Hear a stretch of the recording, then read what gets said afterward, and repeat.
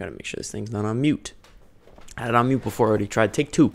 Welcome all to the first edition of the new Michael Bartholomew YouTube channel.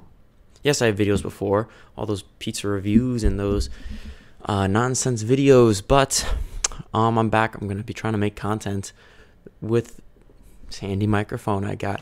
I'm going to be trying to talk all sports now or sports news that comes out. Just going to be rambling, speaking my mind about what I think about these topics. You can agree or disagree. Doesn't really matter.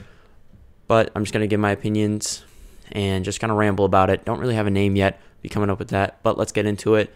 First, or the only topic, DARVISH. As a Cubs fan, it kind of hurts. DARVISH going to the Padres.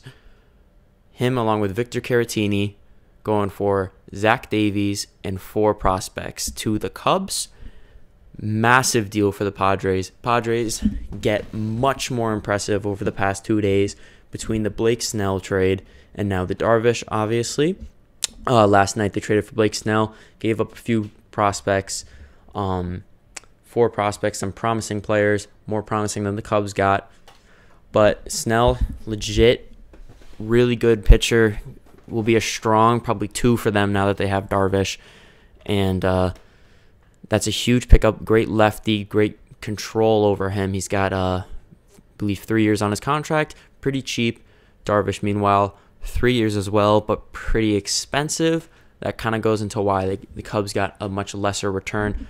DARVISH coming off his best season that he's had in a Cub uniform, really in his career, arguably 60 game sample size, obviously not a lot, but in that shortened season, he was fantastic, second in Cy Young, had, I believe, a 2.01 ERA. I mean, I might be wrong on that. I don't really do a whole lot of studying before these videos. I don't think. I'm just going to kind of go in fresh right when the news hits. And so, DARVISH, 34 years old, making $59 million over the next 3 years. That kind of probably turned teams away, but I agree with the Cubs trading him now because his trade value is never going to be higher than right now. Because even if he does have another pretty good year next year, he's not going to be able to match what he did this year, I don't think. And then he's just another year older, another year less of control, makes him less valuable. And so the Cubs, obviously, clearly a salary dump here. They dump their most expensive player, their oldest player in DARVISH, in Caratini, who was his personal catcher acting for this year, and has really been a complement catcher to Wilson Contreras for the past few years. Contreras, obviously, the starter, one of the best in the league, and Caratini's been right on the bench, been DARVISH's personal catcher for some time now, and he's made DARVISH really succeed this year. We saw that, and so obviously I think between DARVISH and the Padres, they both wanted Caratini to be part of this deal. If he were to go to San Diego, and Slam Diego looks fantastic right now. Their rotation consists of DARVISH now, Snell, Lamet, Paddock, Clevenger next year, which, I mean, that's 5. Incredible. That's the best rotation in the bigs. Doesn't matter what you think. That's just simply the best. And I don't know what they have this year. Mackenzie Gore will probably step into that. He's another incredible talent. So they got a surplus there in San Diego. It's going to be exciting because obviously they have the Dodgers in that division. Dodgers have been the kings of the league of the West since 2012, really. So maybe we'll be able to see some parity. I mean, it's kind of funny to think that even though the Dodgers have won the division for how many years, they don't even have the most amount of World Series within their division in the past 10 years. Obviously, the Giants went on that dynasty run, wild card games and all that. So, I mean, for the Padres, that's a huge step for them to win now. They're being aggressive, and I like it. They've got a talented team. Tatis, Machado. You got to take advantage of that killer lineup now. Up the rotation. Get a couple bullpen guys. Suddenly, they're maybe one of the best teams in baseball. And obviously, second best record last year. Maybe the best team in baseball this coming year, because that's how good they are. And Victor Caratini is going to be a perfect complement at catcher for them because they have they just traded Francisco Mejia, but They have Austin Hedges, or not Austin Hedges, Austin Nola, sorry. Austin Nola there, as well as Jason Castro. I don't know if they re-signed him, but those are two guys who are solid, okay. Austin Nola, more of a hitter than a defensive guy. So Caratini brings in pretty good defense. He's not going to drive the ball much, but he's going to be able to get on base, gets a decent amount of walks, a lot of singles. He'll drive in some runs. So that's a consistent, pretty good back of the lineup guy who will be a good framer, good defensive catcher. And so for the Padres, it's a big win for them. They didn't have to give up that much when you think about it, because Zach Davies, he's cool.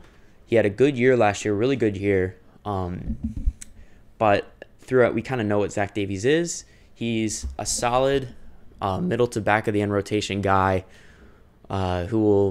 he's not going to wow you with any movement or any velocity, but he's going to go out there, eat innings, and be pretty solid for the most part. So for the Cubs, they need pitching. They needed a pitcher in this deal. They got a pitcher. I mean, they just traded pitchers just to downgrade.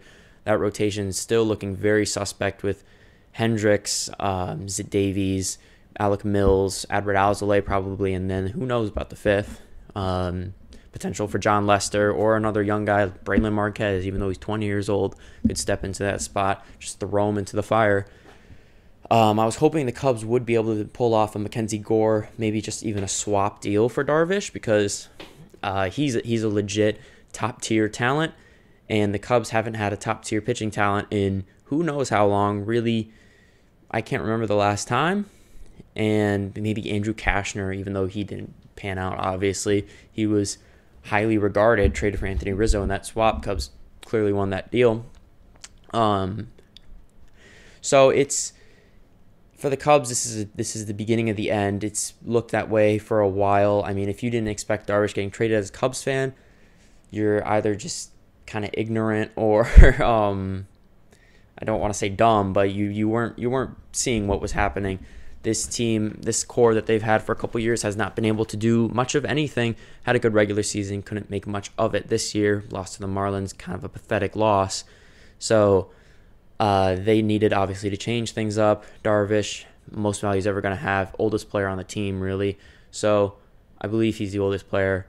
And so they needed to dish him now, try to get younger. And they did with Davies. Okay, back of the end guy, not someone that you really want as in the future.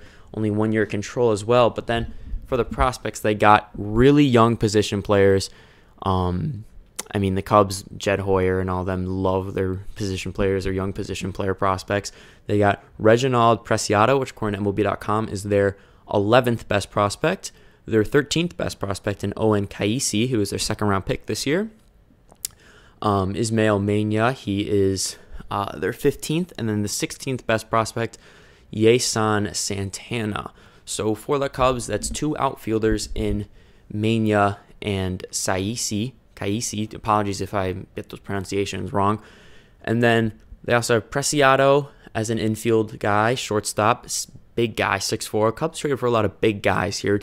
6'4" from Mania and Preciado, 6'3" for Caisse. Just trying to build size, I guess. And Santana as well, a shortstop. Kind of interesting moves to trade for two middle infielders, seeing that they just drafted Ed Howard, who's a promising player on the same timetable, and being a young guy, 18 years old. And they also have Nico Horner now, and obviously Javier Baez. It'll be interesting to see how they juggle that situation. Cubs need to get younger, and they did. These guys are going to be coming in 4 or 5 years. These guys are all really projected for 2023, 2024. They're all 17 or 18, besides Yeson Santana is 20, so I guess he's the old man of the group. Some promising guys here. I mean, Reginald Preciado looks very interesting, has a lot of pop, switch hitter, can obviously bulk up, be more of a third baseman outfielder. Caisse, same way, he's got pop, great arm. These guys are raw talents. It's all just depends on how the organization is able to develop them. Obviously, in past years, they've done a fantastic job developing players from guys within the organization like Bryant, Baez, like Almora was even pretty good for a couple years. Schwarber, Contreras, and then even guys they traded like Gleyber Torres and Eloy Jimenez, who, if you remember, they had in their organization and traded. Jose Quintana, not a great trade. So, I mean, it's too early to judge this trade on who won, who lost. Immediate future, obviously, Padres take the cake. They get an ace, and the Cubs, clear salary dump. A lot of teams are going to be seeing doing this because COVID year, losing a lot of money, and the Cubs the Ricketts family needed to get out of that luxury tax, which they've been in for quite some time, one of the highest payrolls in the league. They needed to get out of that. So not much to say. I want to be optimistic about these guys, but it's just too early to know. Padres, bombshell, look out for Slam Diego. My goodness, because they're dangerous. So, I mean, this has been the first installment of the Ramble. I don't think I have much else to say. Hopefully everyone here enjoys this series. I'll try to be coming out with as much content as I can about anything that comes to mind, any topic. So leave comments below. Do whatever you need to do. Like, subscribe if you want. And have a great rest of your day.